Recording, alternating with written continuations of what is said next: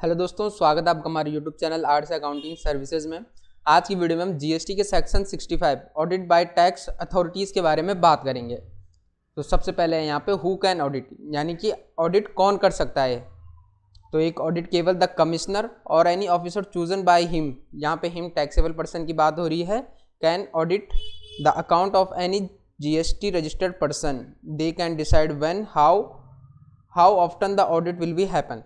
तो देखिए यहाँ पे कहा गया है कि ऑडिट कौन कर सकता है। एक तो कमिश्नर ऑडिट कर सकते हैं जो जीएसटी के कमिश्नर होते हैं, या फिर वह ऑफिसर ऑडिट कर सकते हैं जो टैक्सेबल पर्सन के द्वारा सिलेक्ट किए जाते हैं, या फिर the person who are chosen by the taxable person can audit.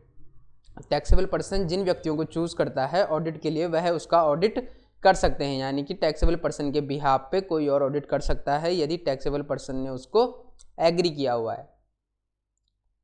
And then जो यह ऑडिट करते हैं, जो टैक्सेबल पर्सन ने जो डिसाइड किया और जो कमिश्नर हैं यह डिसाइड करते हैं कि ऑडिट कब होगा, कहाँ होगा और इसको किस तरीके से किया जाएगा। देन सेकंड है हमारा where will the audit happen. Then second है हमारा where will the audit happen. Audit आखिर होता कहाँ पे। The audit can be done, तो ऑडिट किया जा सकता है at the principal place of business of the tax payer, जो हमारा टैक्स पेयर है उसके प्रिंसिपल प्लेस ऑफ बिजनेस में, या फिर एट द टैक्स ऑफिस, या फिर जो जीएसटी का टैक्स ऑफिस है वहाँ ये ऑडिट हो सकता है।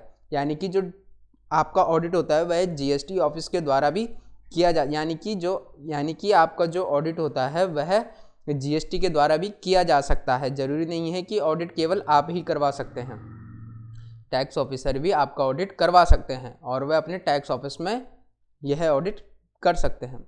नंबर 3 हमारा नोटिस बिफोर द ऑडिट। जो आपका ऑडिट है उससे पहले आपको क्या नोटिस आता है। The tax payer must get a notice at least 15 working day before the audit start. This gives the tax payer time to prepare. तो देखिए, मान लीजिए आपको जीएसटी डिपार्टमेंट नोटिफाई करता है कि आपका ऑडिट होना है। तो जब आपका ऑडिट मान लीजिए कि 12 दिसंबर को आपका ऑडिट होना है, तो आपको नवंबर की 22 से 23 तारीख के बीच में उनको इन्फॉर्म करना चाहिए विद इन 15 वर्किंग डेज, यानी कि 15 वर्किंग डेज का टाइम आपको दिया जाता है प्रिपेयर होने के लिए कि आपको अपने ऑडिट के लिए प्रिपेयर होना है। उससे रिलेटेड आप अपने सारे डॉक्यूमेंट रेडी रख सकते हैं। देन फोर्थ है हमारा time given to furnish the audit, यानी जो आप ये ऑडिट करते हैं यह कितना टाइम मिलता है आपको इस ऑडिट को करने में। The audit must be finished with in 3 month from the day it officially start. तो देखिए यहाँ पे कहा गया है जो आपका ऑडिट है इसको फिनिश करने के लिए आपको पहले 3 महीने मिलते हैं। जैसे कि आपका ऑडिट अगर अगस्त में चालू हुआ है तो सितंबर अक्टूबर यानी कि नवंबर तक आपको वह ऑडिट फिनिश करना होता है। If needed the commissioner can give extend time, if needed the commissioner can give extra time up to 6 month more but must return the reason. तो देखिए यदि कमिश्नर चाहे तो वह आपका टाइम एक्सटेंड कर सकते हैं, यानी कि जो आपका 3 महीने का टाइम है इसको 6 महीने तक वह एक्सटेंड कर सकते हैं, लेकिन जो एक्सटेंड करने का रीज़न होगा वह उनको रिटर्न में देना होता है। अब हम बात करते हैं व्हाट इज स्टार्ट ऑडिट, यानी कि स्टार्ट ऑडिट क्या होता है। The audit starts on the day when the tax payer gives the record document asked by the officer और the officer came to the business place to begin the audit. Then यहाँ पे बात की गई है what is start of a audit, यानी कि audit का स्टार्ट कैसे होता है या क्या होता है ऑडिट का start. Then audit starts from the audit starts on the day when, तो ऑडिट किस दिन से चालू होता है। The tax payer give the records documents ask by the officer.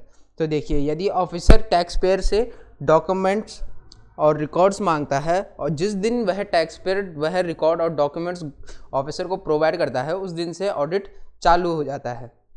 The officers come to the business place to begin the audit whichever happens letter.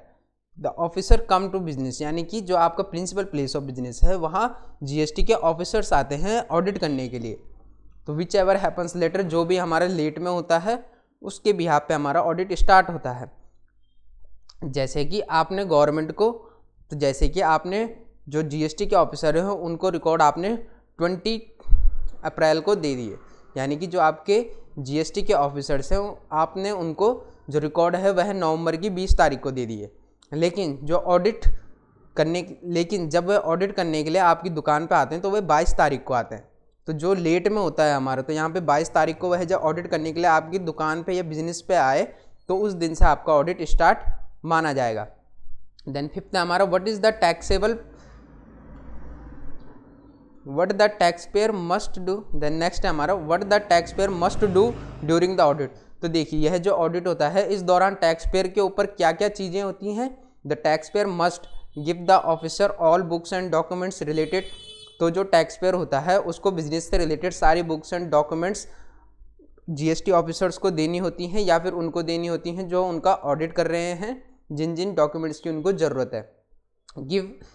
Give any information the officer ask. जो जो documents और information officers उनसे पूछते हैं उनको उसका sincerely जवाब देना होता है या रिस्पॉन्स करना होता है। Help the officer so the audit can finish quickly. और जो टैक्स पेयर होता है उनको पूरी तरीके से ऑफिसर्स के साथ कोऑपरेट करना चाहिए ऑडिट को फिनिश करने में। देन सिक्स्थ है हमारा आफ्टर द ऑडिट्स एंड।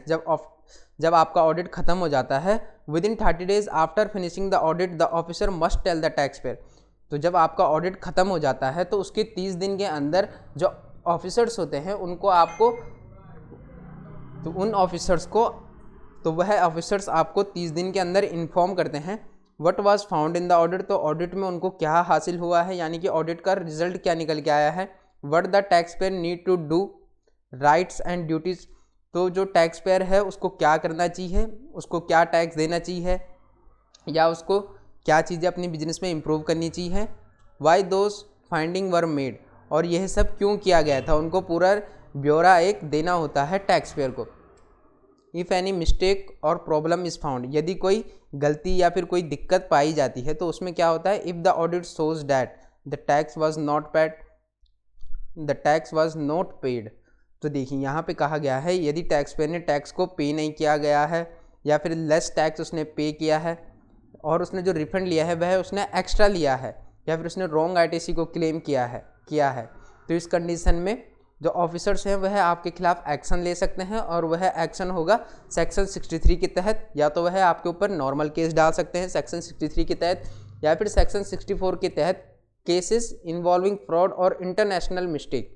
और वह आपके ऊपर फ्रॉड का केस भी डाल सकते हैं सेक्शन 74 के तहत या फिर 74A के तहत वह स्पेशल केस में भी आपको रख सकते हैं। तो दोस्तों आज की वीडियो में बस इतना ही।